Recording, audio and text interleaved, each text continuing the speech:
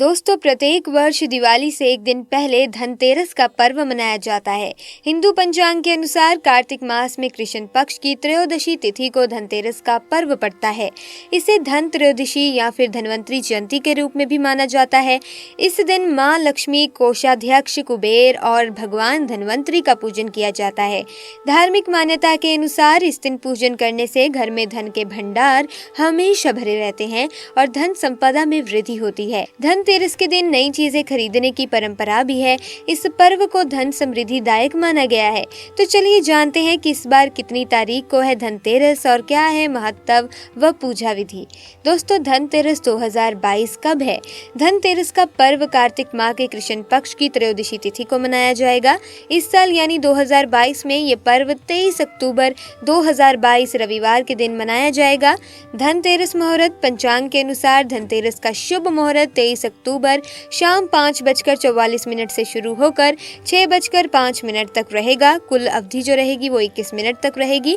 प्रदोष काल शाम को 5:44 से 8:16 तक रहेगा। वृषभ काल 6:58 से 8:54 तक रहेगा। दोस्तों, धनतेरस वाले दिन से ही दीपोत्सव यानी कि दिवाली की शुरुआत हो जाती है। इस दिन धन की देवी माँ लक्ष्मी, धन कोषाध्यक्ष कुबेर और भगवान धनवंतरी की पूजा का विधान है। मान्यता है कि इस दिन विधि पूर्वक पूजा करने से घर में धन की कमी नहीं होती। पौराणिक कथाओं के अनुसार समुद्र मंथन के समय भगवान धनवंतरी इसी दिन अपने हाथों में अमृत का कलश लेकर प्रकट हुए थे, इसीलिए इस दिन हम उनका पूजन करते हैं। इस दिन बर्तन खरीदने की परंपरा है क्योंकि जब भगवान धनवंतरी प्रकट हुए थे तो उनके हाथों में कलश था। चलिए अब बात करते हैं धनतेरस की पूजा विधि की। तो दोस्तों, धनतेरस पर शाम के वक्त शुभ मुहूर्त में उत्तर की ओर कुबेर और धनवंतरी की स्थापना करें।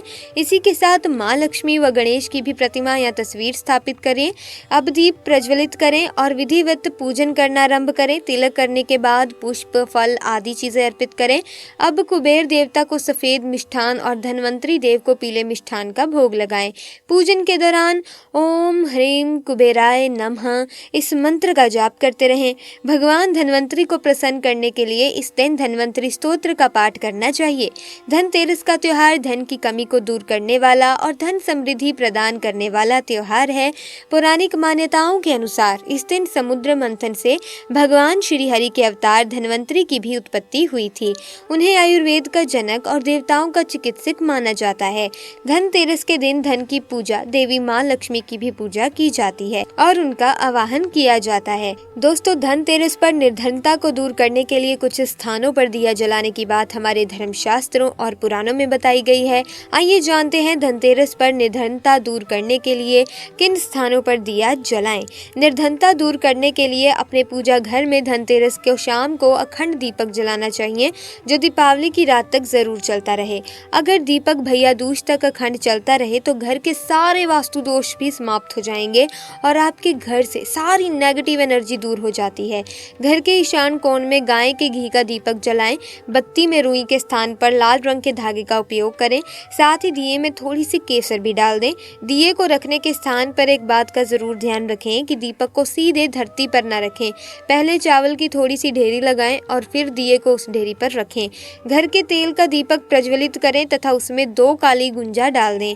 उसके बाद गंधक आदि सामग्री से पूजन करके घर के मुख्य द्वार पर अन्न की ढेरी पर दिया रख दें। साल भर आर्थिक अनुकूलता बनी रहेगी। दोस्तों, स्मरण रहे वे दीपक रात भर जलते रहना चाहिए, बुझना नहीं चाहिए। दीपावली के दिन रात भर घी का दिया जले सूर्योदय तक तो बड़ा ही शुभ माना गया है। दोस्तों, दीपावली के दिन चांदी की कटोरी में अगर कपूर को जलाएं तो आपके परिवार की तीनों तापों से रक्षा होती है। हर अमावस्या को पीपल के पेड़ के नीचे दिया जलाने से पितृ और देवता प्रसन्न होते हैं और अच्छी आत्माएं घर में जन्म लेती हैं। नूतन वर्ष के दिन यानी दीपावली के अगले दिन गाय के खुर की मिट्टी से अथवा तुलसी जी की मिट्टी से तिलक करें। सुख शांति में बरकत होगी। दीपावली की शाम को अशोक वृक्ष के नीचे घी का दिया जलाएं तो बहुत ही शुभ माना जाता है। इसके अलावा आप ये भी काम कर सकते हैं कि धनतेरस की रात को हल्दी कुमकुम से स्वास्तिक अपने घर के मेन गेट पर बना सकते हैं।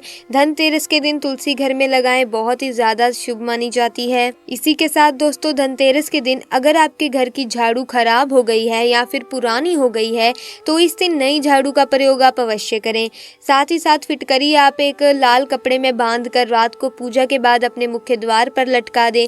इससे नकारात्मक ऊर्जा जो होती है वो दूर हो जाती है और घर में प्रवेश नहीं कर पाती। दोस्तों, इसी के साथ मुख्य द्वार के पैदान के नीचे आप 4 दाने काली मिर्च के रख लें दोस्तों। इससे माँ लक्ष्मी प्रसन्न होती हैं और अगले दिन इन्हें घर से दूर बाहर फेंक दें। ये अपने अंदर सारी नकारात्मकता समेट लेगी। दोस्तों, इसके अलावा काला धागा इस दिन घर के मुख्य द्वार पर बांध लें तो भी किसी की नजर आपको नहीं लगती और नजर दोष अगर है भी तो आपके घर से वो दूर हो जाएगा। दोस्तों, इसी के साथ दिवाली की रात अगर आप काले धागे में 7 मिर्ची और एक नींबू पिरो कर लटका देना तो इससे आपके घर का नजर दोष, आपके घर में जो भी नकारात्मक ऊर्जा है वो सब बाहर चली जाएगी, कभी भी आपके घर में प्रवेश नहीं कर पाएगी।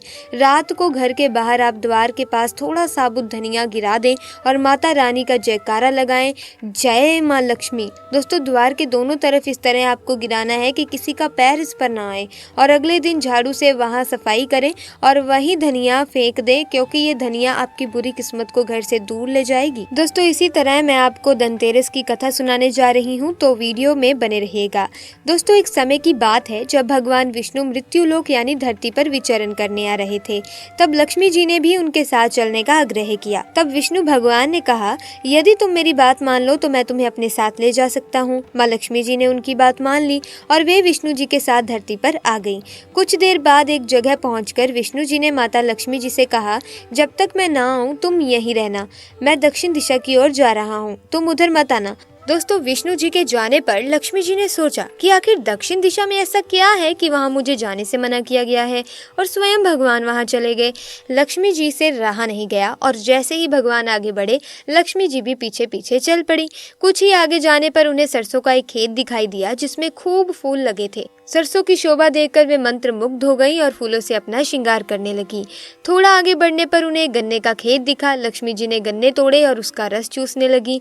उसी क्षण भगवान विष्णु जी वहां आ गए और उन्होंने लक्ष्मी जी से नाराज होकर उन्हें श्राप दे दिया कि मैंने तुम्हें इधर आने को मना किया था पर तुम नहीं मानी और किसान की चोरी का अपराध कर बैठी।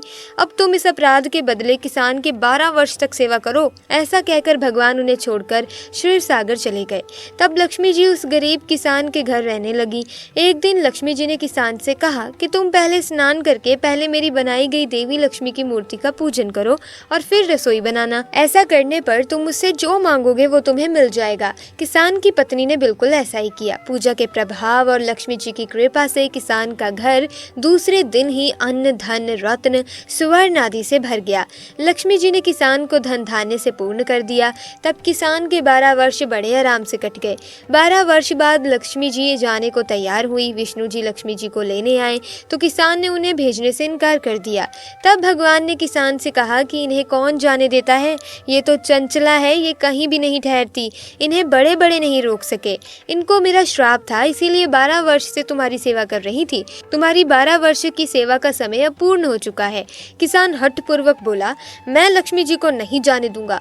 तब लक्ष्मी जी ने कहा, हे किसान, तुम मुझे रोकना चाहते हो तो जैसा मैं कहूँ वैसा करो। कल तेरस है, तुम घर को लेप पोत कर स्वच्छ कर देना। रात्रि में घी का दीपक जलाकर रखना और शाम के समय मेरा पूजन करना और एक तांबे के कलश पर रुपए भरकर मेरे लिए रखना। मैं उस कलश पर विराजमान हो जाऊंगी, किंतु पूजा के समय मैं तुम्हें दिखाई नहीं दूंगी। केवल एक दिन की पूजा से पूरे वर्ष तुम्हारे घर से मैं नहीं जाऊंगी। ये कहकर वे दीपकों के प्रकाश के साथ 10 दिशाओं में फैल गई।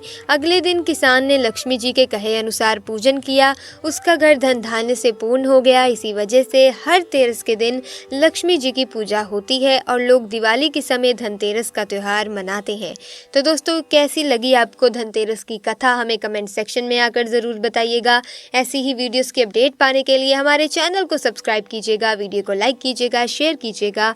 आपका बहुत बहुत धन्यवाद। दीपावली की आपको शुभकामनाएं। जय माँ लक्ष्मी।